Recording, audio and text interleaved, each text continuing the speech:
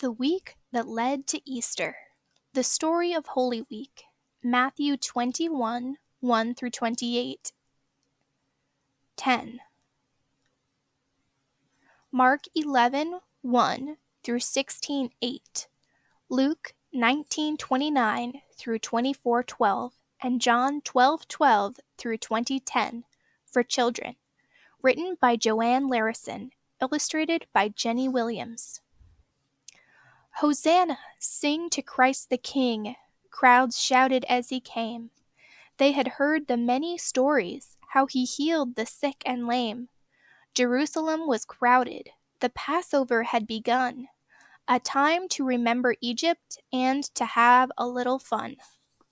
The 12 disciples led the way to the upper room, where Jesus shared his final meal. He knew his life was doomed. He told them that his life would end and that he'd be betrayed. He shared his bread and wine with them, then bowed his head and prayed. Jesus asked to be remembered for the sins he'd take away. He told them of God's final plan and that he could not stay.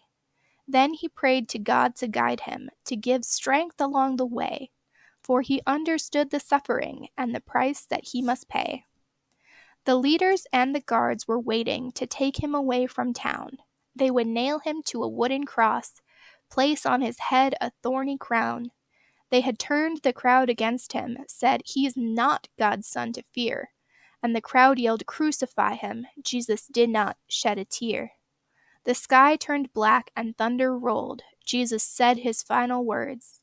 "Please forgive them, Father. It is finished." Then they heard. Friends sealed him in a cold, dark cave with a big stone for a door. Not many came to see him, for the crowds they cared no more. Though God's plan now seemed completed to the people here on earth, Christ's death was just the beginning, a new chance for our rebirth. For when Jesus died, he died to save all people great and small. He took our sins away from us. 'Twas the greatest gift of all. He rose again on Easter Day. The people were amazed, for God's plan now was understood. They gave their love and praise. Jesus is still alive today. He reigns in heaven above. He forgives us and he guides us, and fills our hearts with love.